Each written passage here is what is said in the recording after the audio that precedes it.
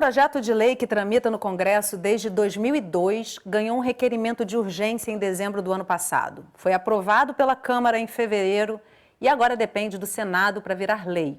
O PL 6299 reuniu ao longo dos anos mais de 40 outros projetos e propõe hoje mudanças no controle, fiscalização e liberação de agrotóxicos no Brasil, entre outras medidas.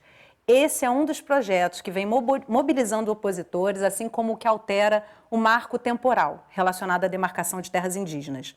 Mas por que esses e outros projetos na área ambiental ganharam força e atenção nos últimos meses? Que mudanças e impactos eles trazem? No Sala de Convidados de hoje, a gente conversa sobre legislação ambiental e saúde.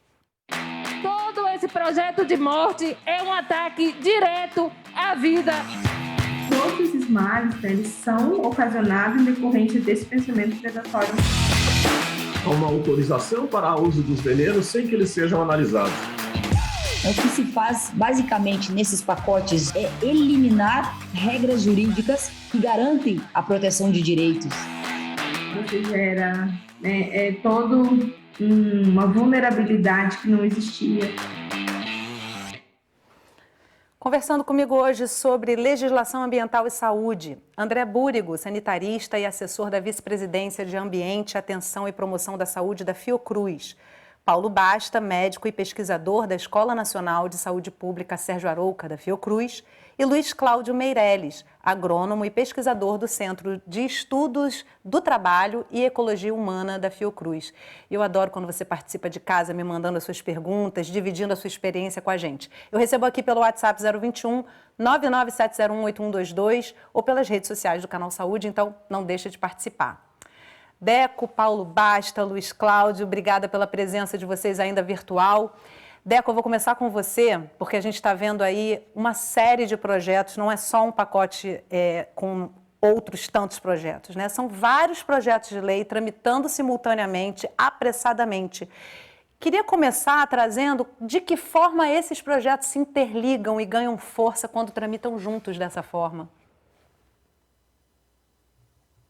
Olá, bom dia a todos. Olá, Yasmine, obrigado pelo convite. É um prazer estar aqui com vocês.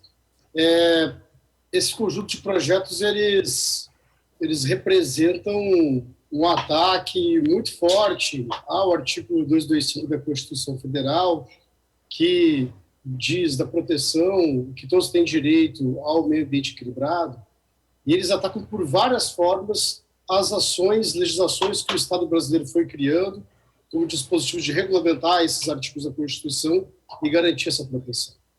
Então, eu vou dar um exemplo que mostra a conexão com o projeto de lei 2633, que é apelidado do PL da grilagem de terra. Se a gente pegar o que aconteceu com a Amazônia e o Cerrado nos últimos 50 anos, eles eram praticamente biomas quase sem desmatamento até então, a gente já tem 20% da Amazônia desmatada. E o desmatamento que tem crescido nos últimos anos é em terras indígenas, em terras públicas, que envolve áreas de reserva, terras indígenas.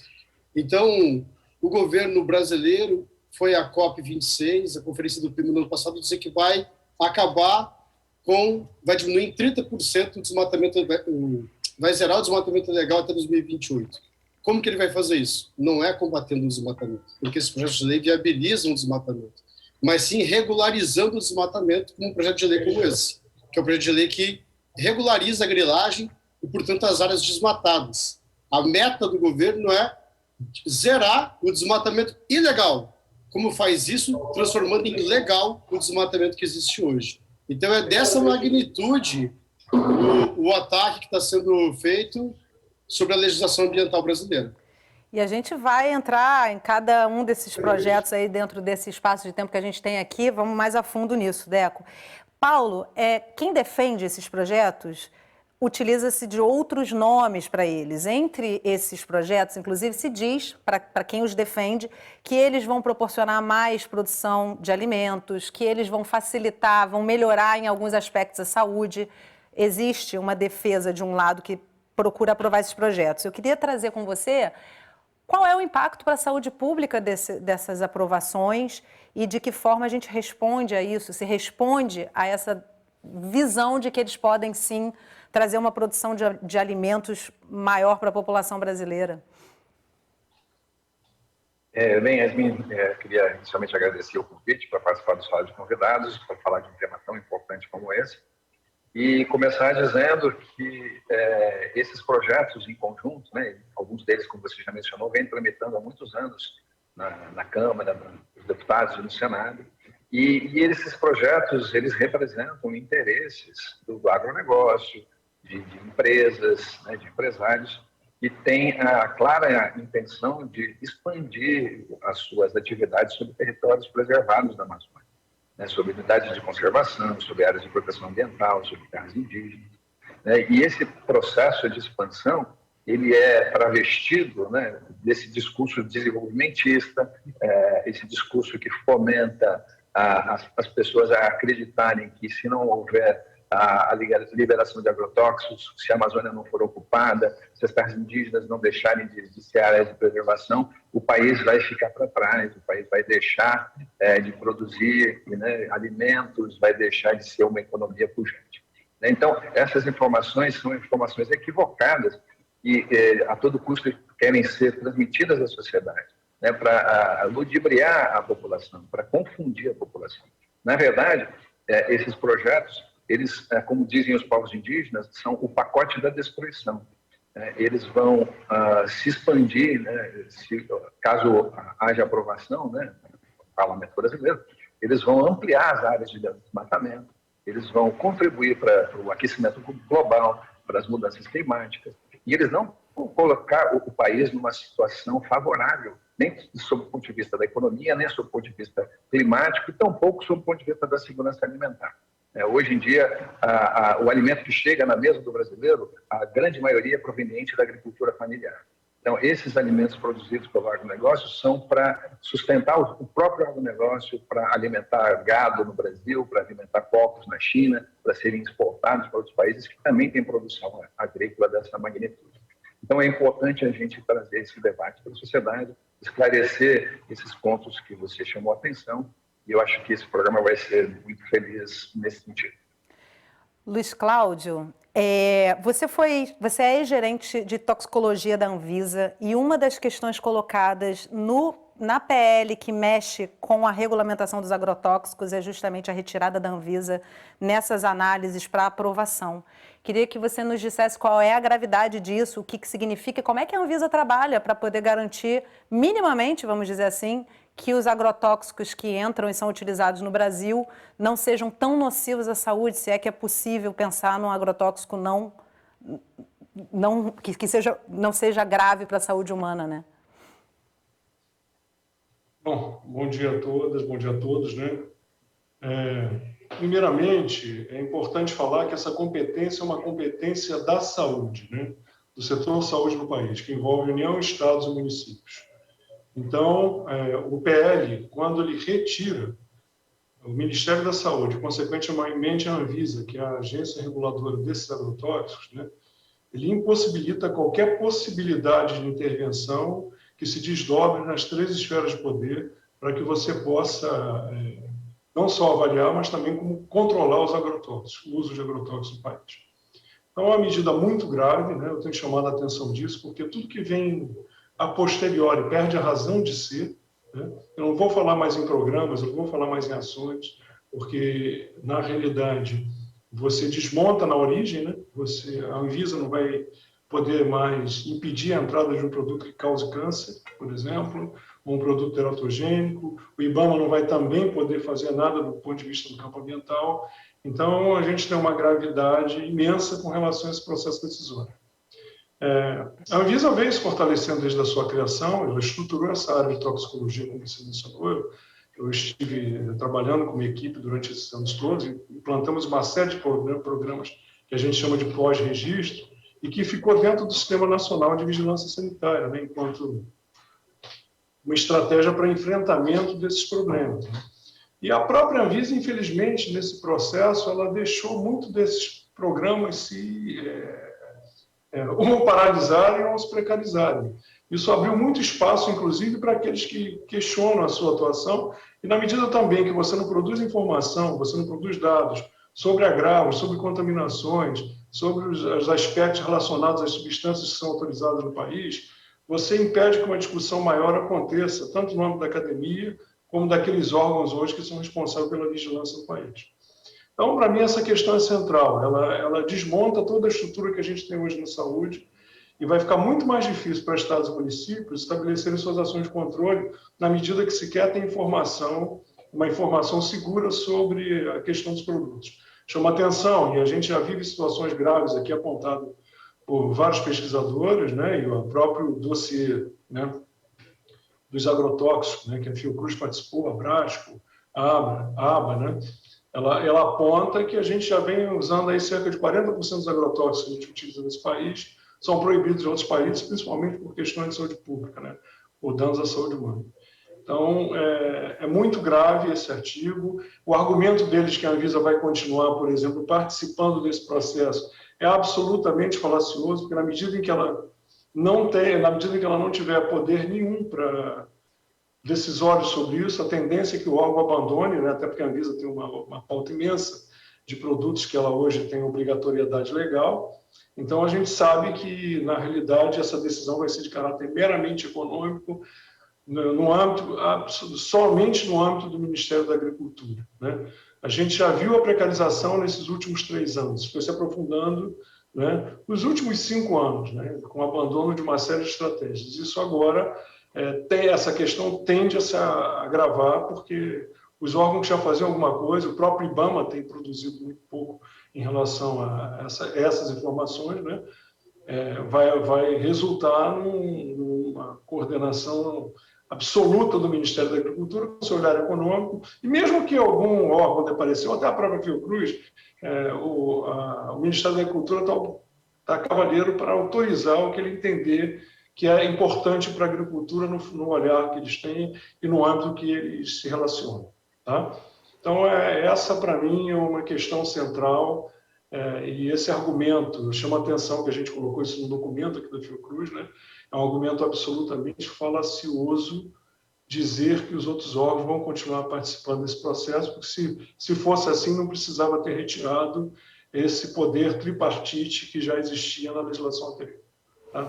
Bom a gente começar o programa pensando sobre isso, né, Luiz Cláudio? Um projeto de lei e mudanças sem precedentes na reportagem de Alessandro Vieira e Cristóvão Paiva, o PL 6299.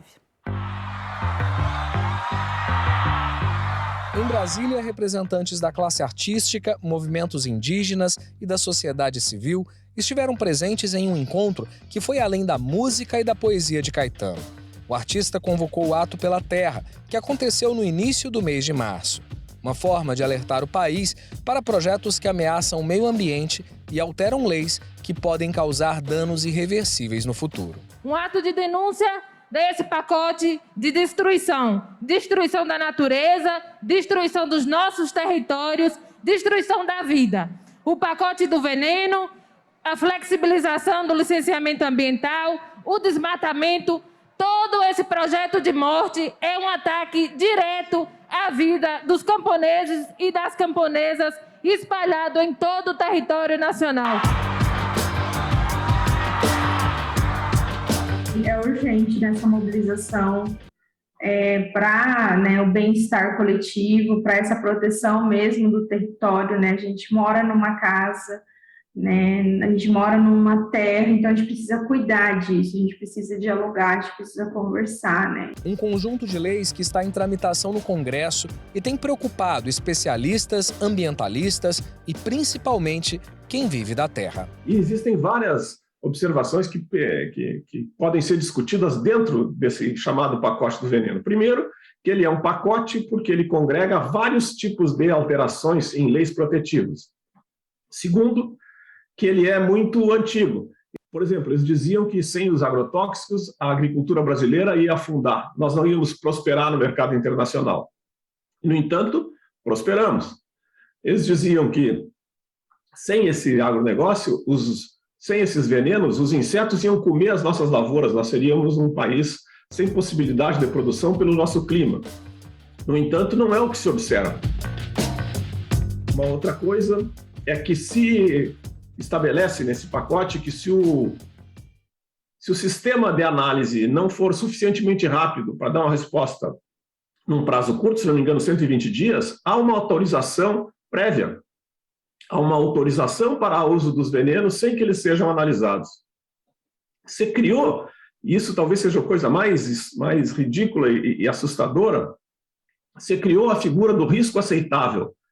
Risco aceitável para câncer, risco aceitável para filhos nascendo com deformação genética, risco aceitável para alterações reprodutivas, risco aceitável para todo tipo de alteração que implica em desvio na rota de desenvolvimento dos organismos. Outros 2 projetos também preocupam movimentos sociais, especialistas e ambientalistas. O projeto de lei 2159 de 2021, que flexibiliza o licenciamento ambiental, e o PL 2633 de 2020, que estabelece novos critérios para ocupação em áreas da União, como terras indígenas e assentamentos. Ações que hoje encontram nas legislações atuais barreiras protetivas, como a proibição de cultivo em áreas de proteção ambiental.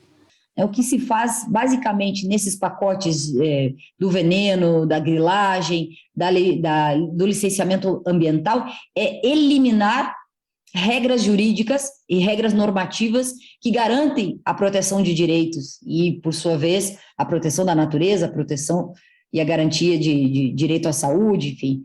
E, com isso, com essa liberalização de regras, é que se institui a regra da força, a regra da violência, a regra do mais forte, né? Antes mesmo do julgamento final, vamos dizer, de tramitar pelo Senado Federal e ser aprovado como lei, já há uma tendência de flexibilização dessas regras no comportamento dos atores no campo de disputa, ali, né, na terra, no conflito indígena. Isso reflete um aumento, né, do conflito em todas as áreas que envolvem proteção de comunidades vulneráveis. Precisamos evitar o estabelecimento de legislações que são contrárias aos direitos humanos, que são contrárias aos interesses nacionais, porque elas legalizam no futuro crimes que estão sendo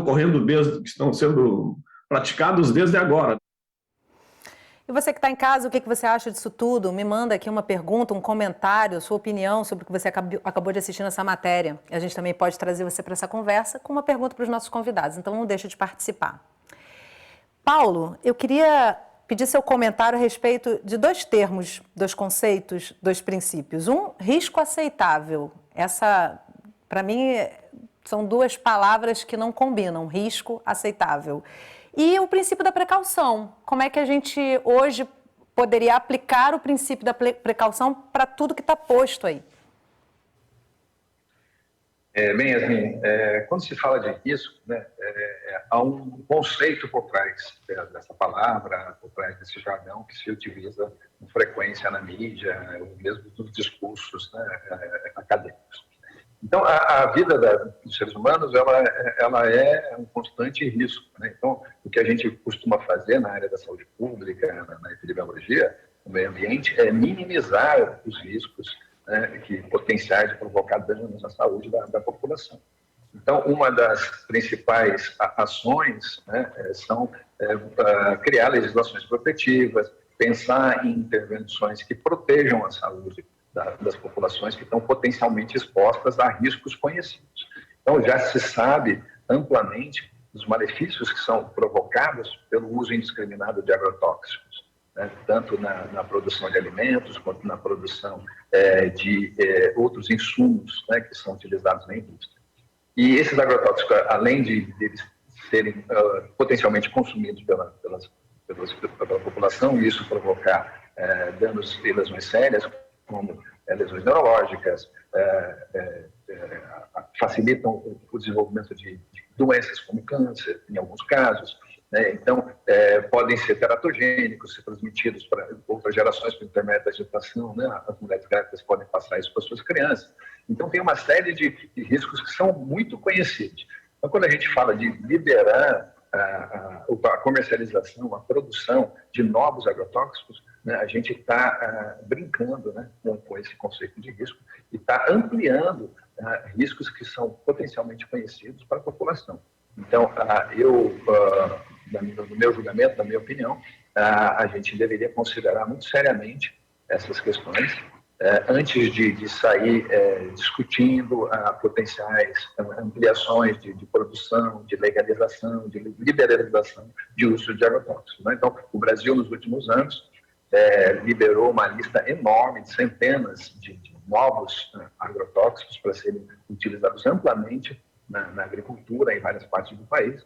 E muitos desses agrotóxicos foram banidos já de outras regiões do planeta, né? Por exemplo, na Europa, nos Estados Unidos, enfim. Países que têm uma legislação mais rigorosa não permitem o uso de determinadas substâncias que estão sendo comercializadas amplamente no país. Então, nós aqui no Brasil estamos tratando essa questão de risco de uma maneira muito frouxa, né? E com isso a gente está ampliando os riscos à população. Tá? E em relação à precaução, não, está diretamente relacionada a essa questão do risco.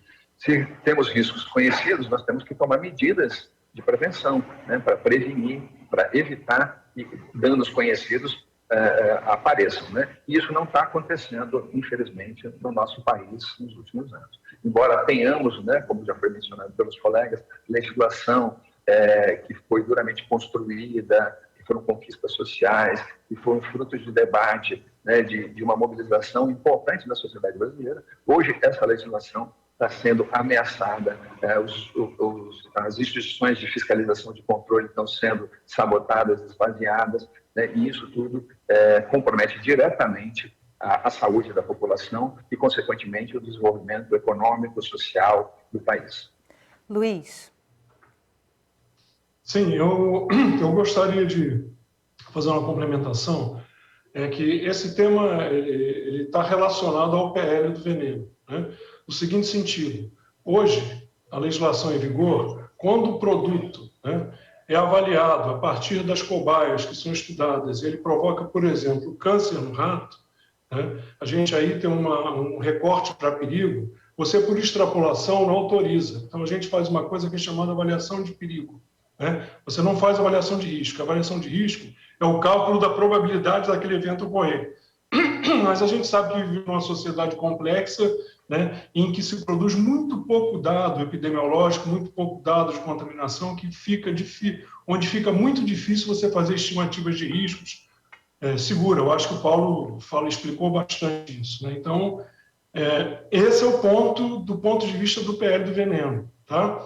O que eles estão fazendo? Eles criam essa figura da avaliação do risco inaceitável, o que, na realidade, vai impedir que você proíba produtos. Ao longo do meu trabalho na Anvisa, a gente tirou vários produtos, né, ou não deixou entrar novos produtos que tinham essas características de carcinogenicidade, mutagenicidade, que já estavam previstas na lei como razão para impedimento de registro, né? E a avaliação de risco é uma outra estratégia falaciosa que tenta trazer uma questão da segurança, porque se ela é feita com bases muito restritas, e no Brasil a gente tem muito pouca informação disponível sobre agravos, né, sobre danos, sobre contaminações, fica muito difícil você estimar riscos com segurança. Então, o que é seguro é se nos estudos experimentais ele mostrou determinados efeitos, você impede o registro. E nessa questão também tem estudos que ficam pelo caminho, aí falando da precaução, né?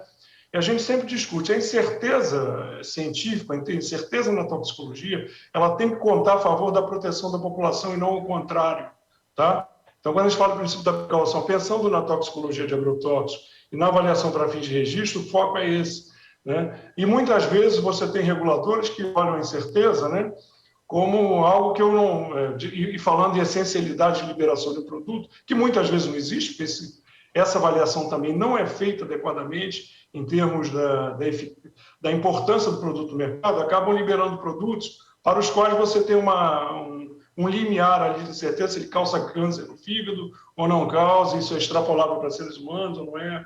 Então, a gente também tem que buscar muito rigor nisso, no sentido de que, se existe qualquer indício, o produto nunca deve ser liberado, seja o agrotóxico ou qualquer outro produto de uso cotidiano. Então, eu só queria acrescentar esse esclarecimento, que o que está em jogo aí, na mudança que o PL traz, é simplesmente impedir que qualquer produto seja proibido no Brasil ou restringido a partir disso. Porque vai ficar muito mais difícil você desencadear qualquer ação nesse sentido, porque hoje e eu só para finalizar, né? A União Europeia, ela trabalhava com avaliação de risco, né? E eles chegaram à conclusão que a avaliação de risco era insuficiente para determinar as questões, os problemas que estavam ocorrendo com aquela população, com o aumento de doenças crônicas, e eles passaram a adotar o critério que a legislação brasileira utiliza hoje, tá? Que é a avaliação de perigo como um ponto de corte. Se o produto ele mostrou que causa câncer na cobaia, ele vai para uma lista de substituição e ele é retirado do mercado. Isso em 2011. E a nossa legislação é desde 89. E agora a gente dá... Acho que perdemos a conexão, mas entendo o que o Luiz Cláudio estava trazendo. Deco, me corrija se eu estiver enganado, o dossiê da Abrasco, o dossiê dos agrotóxicos, do qual você participou da organização, da elaboração, se não me engano, me corrija também, é de 2012, está completando aí 10 anos, é isso mesmo, né? 2012. E já se fazia uma grande denúncia com relação à utilização dessas substâncias. De lá para cá, não se freou a utilização disso. Queria abordar com você essa fala, esse discurso de que sem agrotóxico a população vai passar fome, a produção vai ser menor, porque isso é muito combatido no dossiê, né? Como se não tivéssemos outras opções, né? E se você também quiser comentar as falas aí do Paulo e do Luiz, fica à vontade. No dossiê da Abrasco, com alerta sobre os impactos dos agrotóxicos na saúde, a gente trata disso como um dos mitos que o agronegócio divulga na sociedade, né? O mito de que sem agrotóxico não há como alimentar toda a população. É aquilo que alguns autores conceituam como alternativa infernal. É ruim, mas a gente precisa disso. Isso não é verdade. A gente tem dezenas de milhares de experiências no Brasil, já sistematizadas, de experiências agroecológicas, de extrativismo comunitário, que mantém a floresta de pé, protege a biodiversidade, protege a diversidade cultural dos nossos povos. A gente tem que lembrar que a gente tem mais de 250 povos indígenas diferentes no nosso país. A gente somos uma nação diversa, devemos valorizar. Dezenas e dezenas de povos e comunidades tradicionais que mantêm a biodiversidade desses biomas com diferentes formas de vida que não utilizam agrotóxicos. Então, é uma grande mentira esse argumento. A Abrasco ela atualiza com outro dossiê, que é esse dossiê aqui, que é justamente para tratar do PL do veneno. Porque hoje, esse projeto de lei foi analisado por um conjunto de organizações do campo ambiental, do campo da saúde e do campo da agricultura, que se manifestaram. Esse dossiê ele reúne todas essas manifestações. Todas as organizações do campo da saúde, todas, e do campo ambiental, são contra o PL do veneno. Então, por que o Congresso Nacional dá agilidade e tenta votar em regime de urgência um projeto de lei que todas as organizações que se manifestaram do campo da saúde e do meio ambiente dizem que isso não é bom para a saúde e para o meio ambiente? A gente está diante de um conjunto de projetos de lei que, inclusive, ferem os princípios democráticos, que não respeitam o tempo de debate na sociedade, que tentam passar de forma acelerada.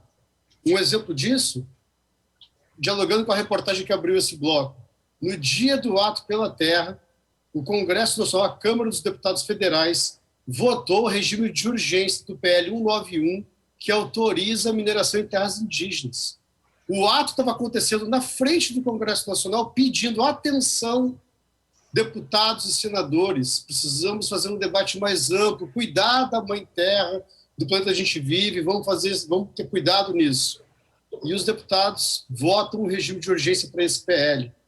Então, a gravidade disso, né, o quanto que os representantes, que deveriam estar representando o povo, estão votando de forma acelerada a destruição ambiental.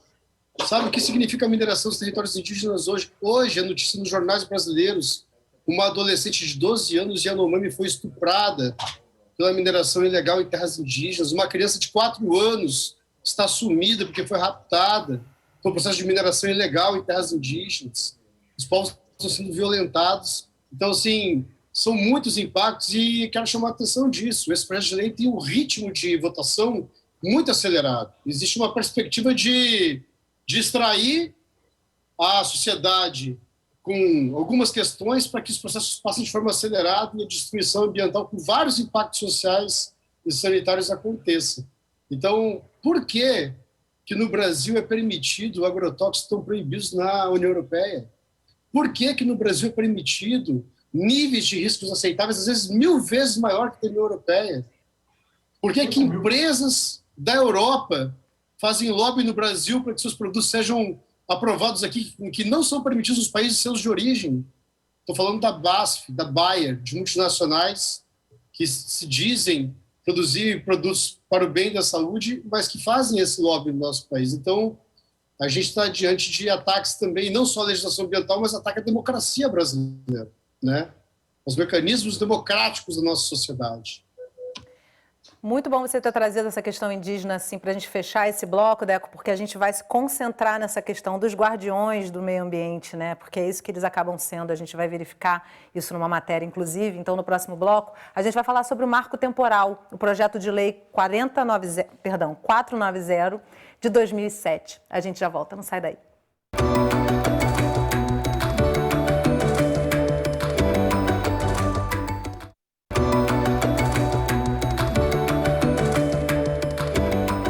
Sala de Convidados está de volta conversando sobre legislação ambiental e saúde. Comigo para essa conversa, André Búrigo, sanitarista e assessor da Vice-Presidência de Ambiente, Atenção e Promoção da Saúde da Fiocruz. Paulo Basta, médico e pesquisador da Escola Nacional de Saúde Pública Sérgio Arouca, da Fiocruz. E Luiz Cláudio Meirelles, agrônomo e pesquisador do Centro de Estudos do Trabalhador e Ecologia Humana da Fiocruz. E você que ainda não participou do programa hoje, manda suas perguntas e seus comentários para mim pelo WhatsApp 021 997018122 ou pelas nossas redes sociais. Em terras indígenas, a floresta permanece de pé, mas o marco temporal propõe mudanças na regulamentação desses territórios.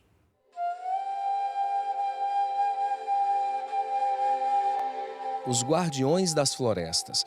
No Brasil, um estudo feito pelo projeto MapBiomas revela em números a importância da proteção que tem sido feita pelos povos indígenas em seus territórios.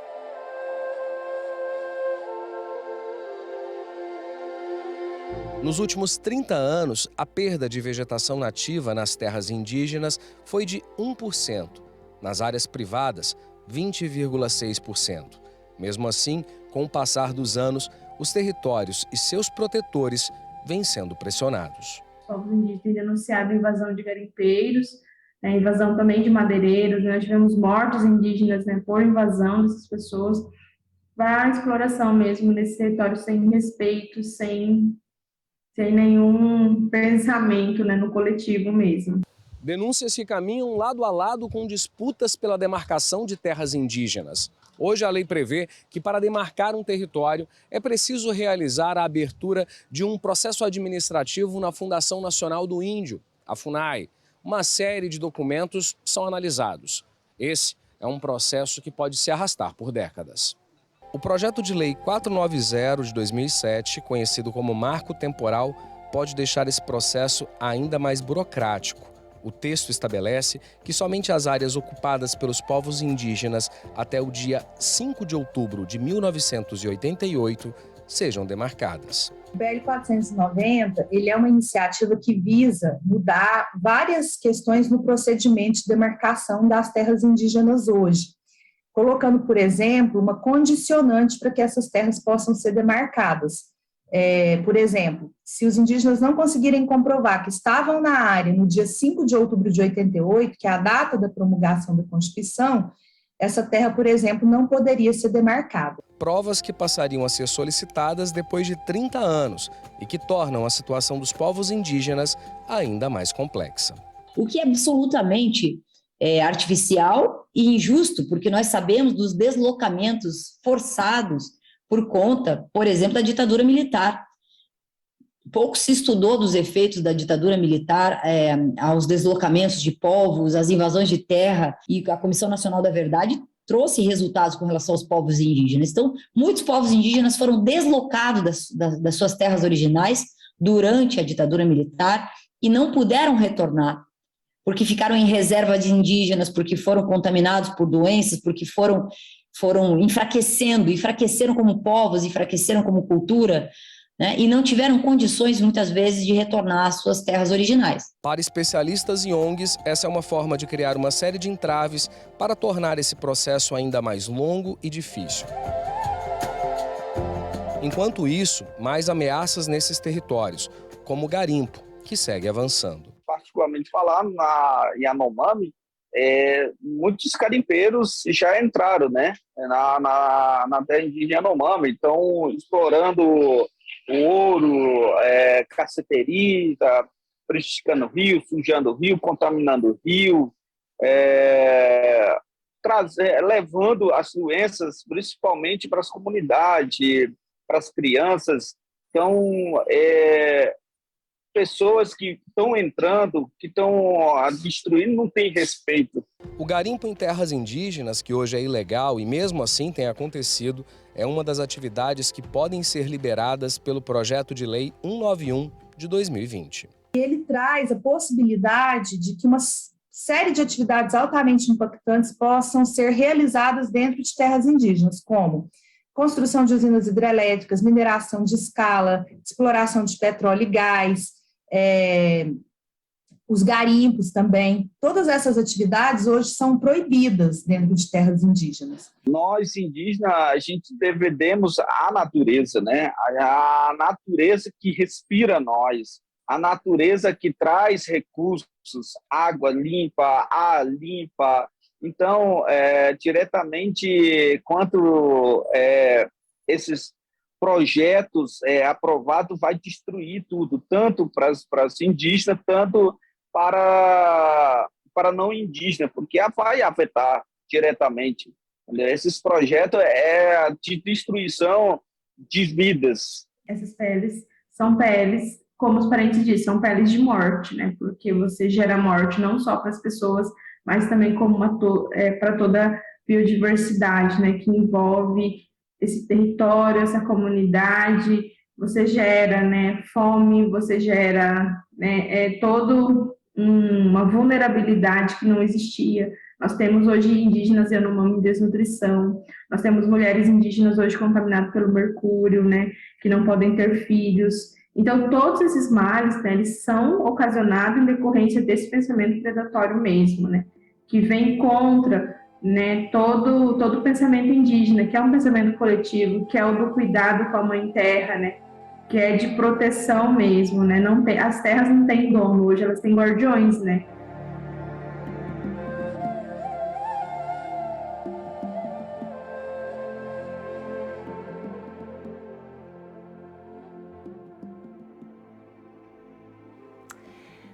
Paulo, você coordenou uma pesquisa em parceria com a WWF Brasil sobre a contaminação por mercúrio entre os povos indígenas, no caso, os mundurucus.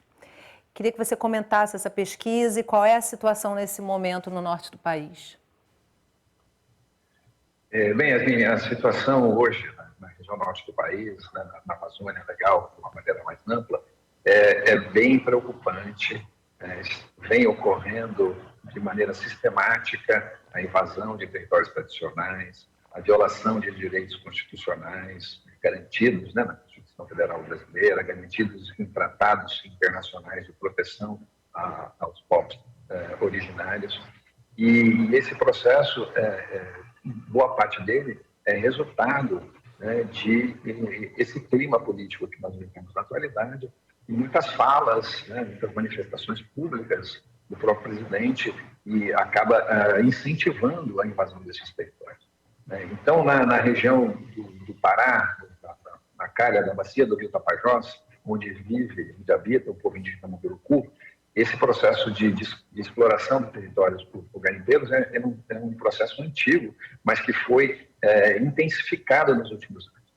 Então, ali existem, além de terras indígenas, que abrigam pelo menos 4 ou 5 etnias diferentes, existem áreas de conservação, florestas nacionais, e muitas dessas áreas estão hoje invadidas, estão conflagradas pela presença de dezenas de milhares de garimpeiros. Então, estima-se que na calha do Rio Tapajós existam aproximadamente entre 65 mil e 70 mil pessoas trabalhando de maneira ilegal nesses territórios. Então, esses territórios são terras da União que devem ser protegidas, devem ser preservadas e, lamentavelmente, essas terras não têm fiscalização, as pessoas invadem, praticam diversas atividades econômicas e com destaque muito importante para o garimpo.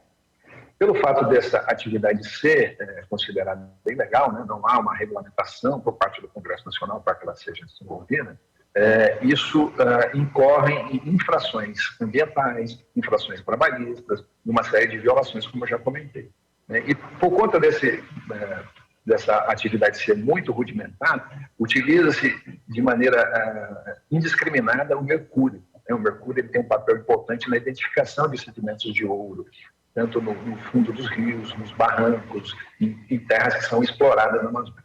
Então, pelo fato de ser ilegal, né, os garimpeiros utilizam esse mercúrio de uma maneira indiscriminada, sem nenhum cuidado, e estima-se que para cada quilo de ouro encontrado, gastam-se cerca de 3 quilos de mercúrio.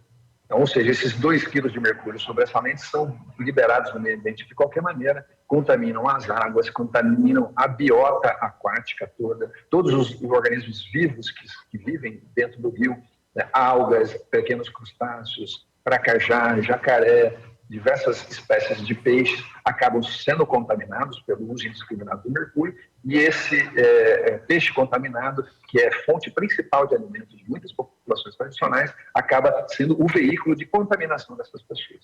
Então, na pesquisa coordenada pelo nosso grupo, nós visitamos 3 aldeias da terra indígena Sauré-Moibã, do povo Munduruku, onde avaliamos 200 pessoas por intermédio de entrevistas, avaliações clínicas e coleta de amostras de cabelo. E as 200 amostras revelaram-se com níveis de mercúrio, com níveis variados de concentração, né? Muitas pessoas, assim, em torno de 6 a cada 10 participantes, tinham níveis elevados de mercúrio nas amostras de cabelo, e muitas pessoas já apresentando sinais e sintomas de contaminação. Sintomas neurológicos como dificuldade de caminhar, alterações da sensibilidade tátil, térmica, dolorosa, adultos com problema de memória, crianças com problema de neurodesenvolvimento infantil, gestantes com altos níveis de concentração de mercúrio. Então, uma situação bastante preocupante. Além dessa avaliação médica, né, clínica, que foi feita com os participantes, nossa equipe coletou ainda 88 amostras de pescados que são regularmente consumidos pela população local. E também, né, para nossa surpresa, as 88 amostras também tinham níveis de concentração de mercúrio, e nas amostras que são consideradas de peixes piscívoros ou carnívoros, né, que ficam no topo da cadeia alimentar, as concentrações eram muito elevadas, né, e explicando um pouco de todo esse processo e esse uso indiscriminado do mercúrio pelo garimpo, essa invasão, essa presença maciça de garimpeiros em territórios tradicionais, provocando diversos problemas, diversas alterações e ameaças, tanto sob o ponto de vista ambiental, como do ponto de vista de saúde, e também sob o ponto de vista de organização social, né, porque os garimpeiros acabam cooptando muitas comunidades, tentando comprar autorizações para permanecer no território, criando conflitos internos, dividindo as comunidades, né, levando para dentro dos territórios violência, né, junto com o garimpo vão armas, vão drogas, vai uma rede de prostituição,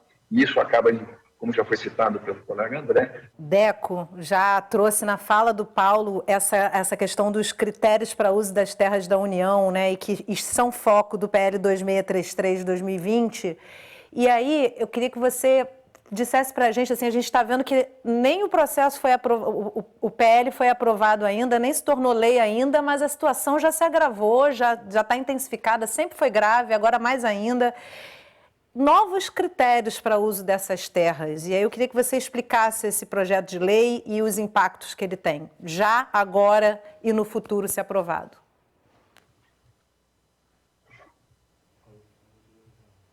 São vários projetos de lei que vão interferindo sobre esses impactos, né? A gente pode citar aqui pelo menos o projeto de lei que muda o processo de licenciamento ambiental no Brasil, que é o 2259, que sobrepõe e impacta, se soma ao 191, se soma ao 490, impactando esse conjunto de territórios, porque você deixa de exigir licenciamento ambiental para um conjunto de empreendimentos, inclusive, portanto, em ações de rodovias, de criação de um conjunto de outros empreendimentos que podem impactar esses mesmos territórios. Eu acho que é importante a gente tentar fazer uma reflexão de ampliação de escala, pegando esse excelente exemplo com os dados da pesquisa que o Paulo trouxe, pegando do Médio Tapajós a questão dos Munduruku, o Yanomami que a gente falou um pouquinho, e tentar olhar para o que significa a explosão de desmatamento no Brasil, queimadas históricas que devastaram quase 1/3 do Pantanal nos últimos 2 anos, a liberação acelerada e histórica de número de agrotóxicos, inclusive algumas moléculas novas, a gente pegar o dado de que até 1970, 0,5% do bioma da Amazônia tinha sido deflorestado.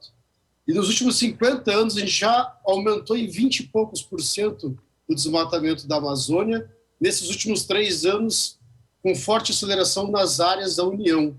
Né? A gente está falando de, como foi bem colocado aqui, de um incentivo por parte de governantes, de dirigentes, a ocupar áreas da União onde concentra a preservação de biodiversidade. E estamos falando também de uma experiência de tal velocidade que alguns pesquisadores têm alertado que a gente está perto já do ponto de inflexão, o que significa que se desmatar mais, o bioma não tem condições de suportar, ele vai seguir para o processo de extinção, modificação estrutural enquanto bioma. E aí a gente tem que pensar o quanto que esses biomas dialogam com outros biomas, o quanto que os rios voadores da Amazônia que dizem respeito à transpiração é o que leva a chuva para o sudeste, para o sul do Brasil, que essa velocidade tão forte de destruição ambiental está levando a uma extinção em massa de insetos, que, por sua vez, polinizam a produção de alimentos. Então, uma irracionalidade muito forte desse conjunto de medidas. O que o PL 91 proposto faz é regularizar essa mineração ilegal em terras indígenas, regularizar e expandir, assim como o exemplo que eu dei no primeiro bloco, de que o governo federal propõe extinguir o desmatamento ilegal porque quer regularizar aquilo que é ilegal para ser legal. Não há uma preocupação em reverter essa ofensiva sobre as áreas de proteção, sobre as áreas mais preservadas. O que se quer fazer é regularizar a destruição com esses projetos de lei. Então, a gente está falando de uma ofensiva sem precedentes, na contramão de outros países do mundo, enquanto a União Europeia, como o Luiz explicou, aperta a regularização sobre agrotóxicos, por exemplo, no Brasil se flexibiliza cada vez mais, e esses projetos de lei, todos eles vão criando um conjunto de mecanismos que vão destruir essas áreas. Somado ao fato de que a gente está num contexto de que o Executivo Federal simplesmente freia as ações da FUNAI, do INCRA, do IBAMA, do ICMBio, de um conjunto de órgãos que deveriam estar protegendo os povos originários, que deveriam estar fiscalizando e punindo a devastação, e não tem recurso, não conseguem agir para poder conter esses processos, né? Então, é a verdadeira passada da boiada, para lembrar a fala do ex-ministro do Meio Ambiente recente, né? Que está acontecendo no nosso país nesse momento. Paulo, busca de diálogos entre indígenas para reverter esse quadro. Em Brasília, a gente está vendo muitas representações indígenas em Brasília, frequentemente trazendo mobilização. E aí eu queria trazer com você a importância disso e de que forma se tem abertura para diálogo dessa população diretamente com os ministérios envolvidos, né? Não somente com uma mobilização social acontecendo. Bem, Yasmine, realmente o movimento indígena, nesse momento, está fortalecido, está cada vez mais presente no cenário nacional, nos debates, né, que são importantes para a sociedade brasileira, para a sociedade internacional, falando de mudanças climáticas, da crise ambiental, da importância de ter a floresta de pé. E recentemente, no período de 4 a 14 de abril, em Brasília, houve a 18ª edição do Acampamento Terra Livre, onde estiveram presentes mais de 6.000 representantes de 200 povos diferentes, com uma ampla pauta de reivindicação, e durante essas atividades houve várias manifestações dos povos indígenas contra todos esses projetos de lei que nós estamos debatendo no programa de hoje. Como eu disse no início, eles chamam isso de pacote da destruição e especificamente em relação ao PL 91, eles chamam do projeto da morte. Então, houve reiteradas manifestações com apoio de artistas, com apoio de políticos progressistas, com apoio de lideranças internacionais. Houve manifestação na frente do Ministério de Minas e Energia, houve manifestações em diversos fóruns de debate, colocando claramente a posição do movimento indígena. Então, muitas pessoas, alguns políticos, alguns empresários oportunistas acabam se valendo de discursos falaciosos, tentando cooptar uma ou outra liderança indígena para querer passar a falsa impressão à sociedade de que os povos indígenas estão apoiando essas iniciativas, quando, na verdade, a grande massa dos povos indígenas do Brasil, representados pela articulação dos povos indígenas do Brasil, a PIB, tem posições contrárias a esse pacote da destruição. Tá? Inclusive, há ações tramitando no Supremo Tribunal Federal, uma arguição de descumprimento de preceito fundamental, né, que foi instituída em 2020, em julho de 2020, pelo Departamento Jurídico da PIB, no Supremo Tribunal Federal, justamente para questionar uma série de ações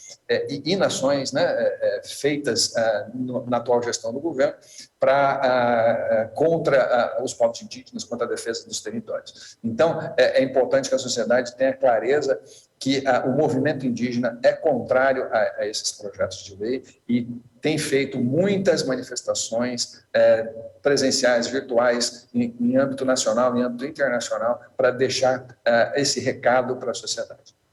São guardiões mesmo, né, da nossa biodiversidade.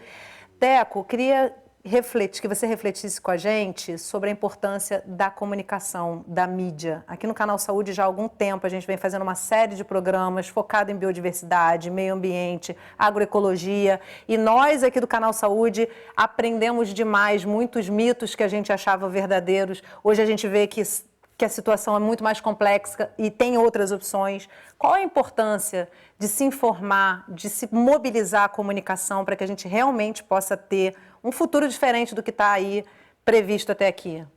Todos os processos de debate, de disputas da sociedade, de projetos, passam por perspectivas de comunicação, né? Eu dei esse exemplo aqui do dossiê que mostra que todas as organizações do campo da saúde e do meio ambiente se manifestaram contrários ao PL do veneno, e a gente tem muito pouco espaço nas mídias para que essa informação, por exemplo, que eu acho que é uma informação super importante, chegue à sociedade. Então, a gente ter espaços para poder pegar e fazer esses debates é fundamental, né? É algo muito, muito importante. Eu queria me despedir, agradecendo a oportunidade, reforçando a importância desses debates que a gente está fazendo, enquanto a gente está na contramão dos debates, e dizer como que esses efeitos não estão distantes de nós.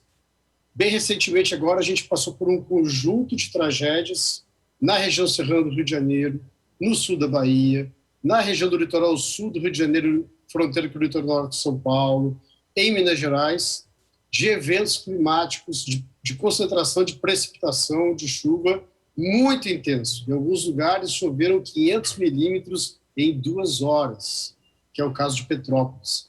Nós estamos falando não é algo do futuro. As mudanças climáticas, os eventos extremos estão acontecendo e a gente está diante de processos, esses projetos de lei, todos vão acelerar e radicalizar a velocidade das mudanças climáticas. Então, o princípio da precaução deveria estar sendo considerado em todos eles, e se a gente for considerar o princípio da precaução, seria paralisar imediatamente todos esses projetos de lei do Congresso Nacional. Todos eles. Para um debate amplo com a sociedade sobre o conjunto de impactos e a sociedade poder participar desses debates. Então, a comunicação é fundamental para que a gente possa tentar barrar, porque, infelizmente, parece que a maioria dos senadores e dos deputados estão um pouco preocupados com os impactos. Então, a comunicação ajuda a aumentar a pressão sobre eles. Agradeço a oportunidade de estar com vocês, agradeço ao Canal Saúde por levar essa comunicação de qualidade à sociedade. Obrigada, Deco. Para a gente encerrar o programa, Luiz, como a sociedade pode se mobilizar e de que formas você acha que pode ser mais eficaz e eficiente nesse sentido? Eu quero dizer que eu faço parte, inclusive representando a ENSP aqui, né, no Fórum Nacional de Combate aos Agrotóxicos e Transgênicos, e hoje nós contamos aí com 28 fóruns entre estaduais e regionais, né, e que, na realidade, ele congrega o controle social nesse debate. A gente tem feito um trabalho importante de divulgação, divulgamos ontem a Carta de Florianópolis, né, que trata dessa questão do PL, então é importante, eu vou passar para vocês do canal de saúde, em que os vários fóruns do Brasil se posicionam com relação a isso, e eles envolvem o Ministério Público Federal, o Ministério Público Estadual e o Ministério Público do Trabalho na coordenação desse processo, o que é muito importante pelo poder que o Ministério Público tem. E com relação à judicialização, vários pontos desse PL já foram identificados como inconstitucionais. A gente está no processo de preparação de documentos, se caso ele avance sem nenhum debate, né, para entrar com essas ações, né, questionando o que está proposto ali no PL, como, por exemplo, a competência da saúde, né, cair a competência da saúde nesse processo. Então, rapidamente, eu explicaria isso. Tem um fórum de resistência, né, dentro do Fórum Social Mundial, inclusive eu estou indo para Porto Alegre agora à tarde, né, participar de mais um debate sobre esse tema. Então, convidado pelo Conselho Nacional de Saúde, e lá é um espaço importante onde você tem diversas organizações da sociedade civil, né, dos diversos movimentos sociais, parte de governos estaduais, né, então é um espaço também muito interessante. E essa mobilização precisa continuar, a gente precisa seguir informando numa linguagem apropriada à população sobre o que está acontecendo, né, porque no senso comum as pessoas não querem comer nada que tenha veneno, é importante que a gente diga isso. Trabalhando aí à frente do Programa Nacional de Controle de Resíduos de Agrotóxicos nos Alimentos, a gente vê isso. Trabalhar essa informação é muito importante, porque o posicionamento da sociedade determina como é que a gente, e nos ajuda na definição desse processo produtivo, né? E como o Deco já colocou aqui, nós temos aí muitos avanços nessa área, principalmente nos últimos 20 anos, no campo da agricultura orgânica e da agroecologia. Então, era essa mensagem que eu queria deixar aqui, né? E dizer que a gente segue nesse trabalho firmemente, né? A Fiocruz aqui, a ENSP, né? Junto a esses fóruns, junto à sociedade civil. Nós temos o nosso grupo de trabalho de agrotóxico, o Deco mencionou aqui, que é vinculado à presidência. Temos, enquanto instituição, nos posicionado sobre tudo que tem acontecido nessa área, não só sobre as questões gerais do PL, mas sobre cada uma questão específica que significa retrocesso nesse processo, como algumas mudanças na legislação infralegal, né? Então, é esse o esforço. A gente não pode desistir, né? E o Canal Saúde vai ficar em cima dessa pauta, Luiz. Infelizmente, eu tenho que te interromper. Eu quero dizer que a gente está à disposição para seguir discutindo essa pauta. Somos um grupo grande hoje na Fiocruz, né? O GTT é formado, com muita gente que está atuando em diferentes pontos. Essa semana, inclusive, tivemos uma audiência pública no Congresso, né, com a participação da Aline e da Karen, que foi extremamente interessante. E a gente vai trazer a abordagem desse tema em vários programas aí pela frente, então quem está em casa já fica atento na grade do Canal Saúde, na nossa programação, a gente vai voltar a esse assunto, o Luiz Cláudio com certeza vai estar com a gente também, Deco, Paulo Basta, quero agradecer muitíssimo a presença de vocês aqui com a gente, trazendo tanta informação relevante para quem está em casa assistindo a gente, poder ficar atento a essa temática, né? Ninguém quer comer veneno, então vamos ficar atento. E obrigada a você que acompanhou o programa de hoje aqui pelo Canal Saúde, um dos nossos canais parceiros. Se você quiser compartilhar essa conversa, entra no site do canal, lá você vai encontrar um acervo com toda a nossa programação. E não esquece que semana que vem tem mais um assunto relevante para a gente dividir com você, então eu te espero. Até lá!